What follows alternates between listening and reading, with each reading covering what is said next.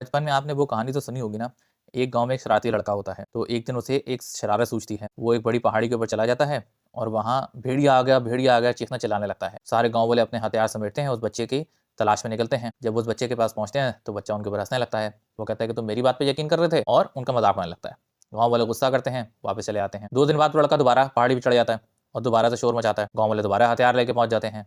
तब भी वो लड़का उनका मज़ाक उड़ाता है। अब क्या होता है, गाँव वाले ना काफ़ी फ्रस्ट्रेट हो जाते हैं। 1 हफ्ते बाद वो लड़का दोबारा ये हरकत करता है, लेकिन इस बार असल में भेड़िया आ जाता है। अब वो भेड़िया आके लड़के के ऊपर हमला करता है। लड़का चीखता है, बचाओ बचाओ।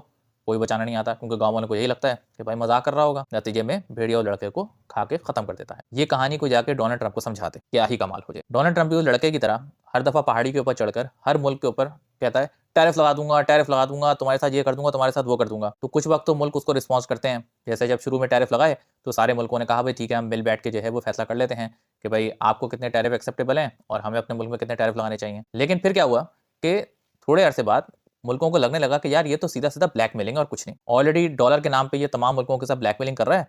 अब अगर हम इसकी हर बात को सुनते रहे तो ये तो हमें हर दफ़ा बेवकूफ़ बनाएगा, और ये चाहता यही है कि हम इसके पास जाएं, इसकी मिन्नत समाजी करें और इसको जो है मनाने की कोशिश करें। वो नहीं होती जो मुंह रूठ के बीवी बैठ जाती है। तो डोनाल्ड ट्रंप भी चाहता है कि मेरे पास जो है ना बस लोग आए और मुझे रूठे हुए मुंह को बनाएं। तो कौमों के समझ में आ गया। तो उन्होंने कहा नहीं भाई, इतनी भी हमने जो है वो किसी की खुशामद नहीं करनी, हम अपने फैसले खुद करना शुरू हो गए। अब हुआ ये कि भाई डोनाल्ड ट्रंप ने इंडिया और यूरोपियन यूनियन इसके ऊपर टैरिफ लगा दिए। इसका मतलब ये हुआ कि अब इंडिया या यूरोपियन यूनियन कोई भी मटेरियल अमेरिका जाएगा तो उसके ऊपर ज़्यादा टैक्सेस लगेंगे। तो दोनों ने सोचा कि भाई क्यों जाके अमेरिका के मिन्नत समाजी करें, हम आपस में ट्रेड कर लेते हैं। इंडिया की 1.4 बिलियन से भी ज़्यादा की आबादी है, यूरोपियन यूनियन के पास परचेजिंग पावर ज़्यादा है।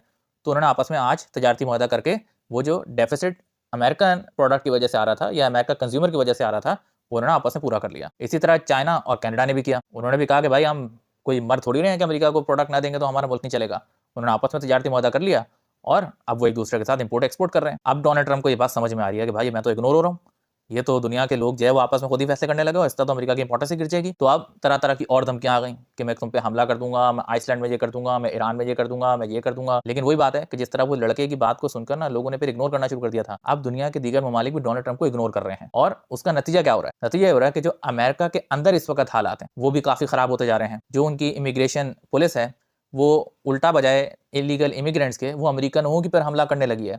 अब तक 2 अफराद बेगुनाह कत्ल किए जा चुके हैं। अब अमेरिका अवाम ये भी देख रही है कि भाई एक तो हम पर ही धावा बोला जा रहा है, दूसरा हम ही दुनिया के अंदर इग्नोर्ड हो रहे हैं, दूसरा डोनाल्ड ट्रंप के टैरिफ की वजह से महंगाई भी हमारे मुल्क के अंदर हो रही है। तो भाई ये प्रेसिडेंट लाने का फायदा क्या हुआ? और ये सेंटिमेंट बहुत तेजी से अब बढ़ रहा है कि डोनाल्ड ट्रंप मेंटली तौर पे भी और पॉलिटिकली तौर पे भी अमेरिका को काफी ज्यादा नुकसान पहुंचा रहा है।